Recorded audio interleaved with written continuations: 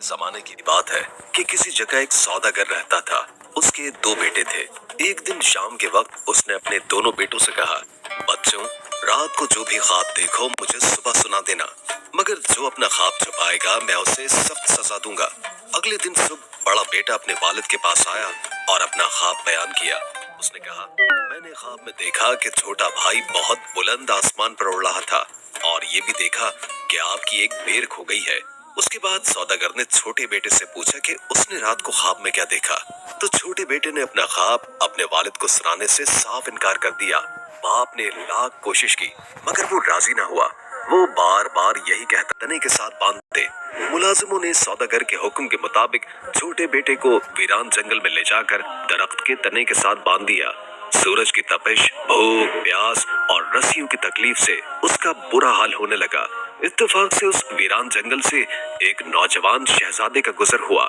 शहजादे ने सौदागर के बेटे को इस हाल में देखा तो उसे उस पर बेहद रहम आया। उसने उसे रस्सियां काट कर आजाद कर दिया, उसे पानी पिलाया और फिर उसे अपने साथ अपने महल में ले गया। महल में शहजादे ने उससे पूछा, इस वीरान जंगल में तुम्हें किसने बांधा है? सौदागर के बेटे ने जवाब दिया, मेरे वालिद मुझसे नाराज हो गए थे। शहजादे ने फिर पूछा, आखिर तुम्हारा कसूर क्या था? सौदागर के बेटे ने कहा, मैंने अपना ख्वाब सुनाने से इनकार कर दिया था, बस इसी बात पर वो मुझसे नाराज हो गए।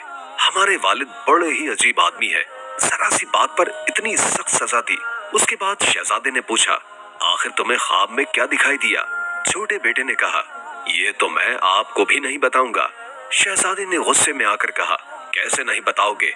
मैं तुम्हें मौत के मुंह से निकाल कर लाया हूँ और तुम मेरे साथ इस तरह पेश आ रहे हो। जल्दी से अपना ख्वाब मुझे बताओ, वरना तुम्हारे साथ बहुत ही बुरा होगा।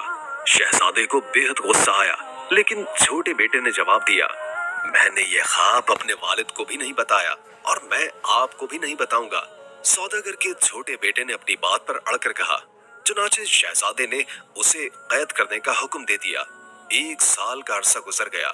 शहजादे ने शादी करने का फैसला किया और दूसरे मुल्क की शहजादी से शादी करने के लिए रवाना हो गया। शहजादे की एक छोटी बहन भी थी जो एक दिन घूमते घूमते काल कोठरी तक जा पहुंची।